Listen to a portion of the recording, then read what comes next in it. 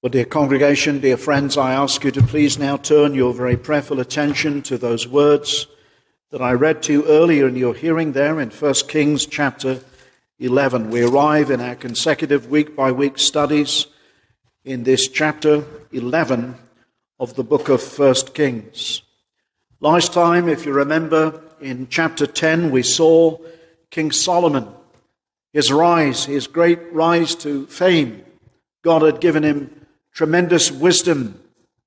And when the Queen of the South came, she saw Solomon all in his glory and all in his splendor.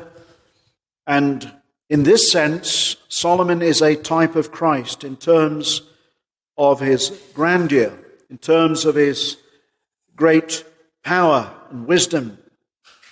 But of course, all that the wisdom Solomon had was ultimately from Christ. Christ bestowed upon him great wisdom. But sadly, Solomon had so much self-confidence, and that shows in the later part of his life. Well, when the Queen of the South came to see all that Solomon had, she said when she heard the report, she didn't believe it until she came. And then when she came, she said, "The half was not told me." And we are told that when she saw all that Solomon had and all that was said and done in his house and at the house of the Lord, there was no spirit left in her.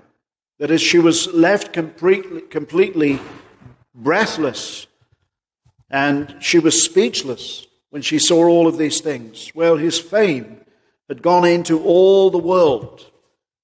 And as we thought about it, Solomon worked tirelessly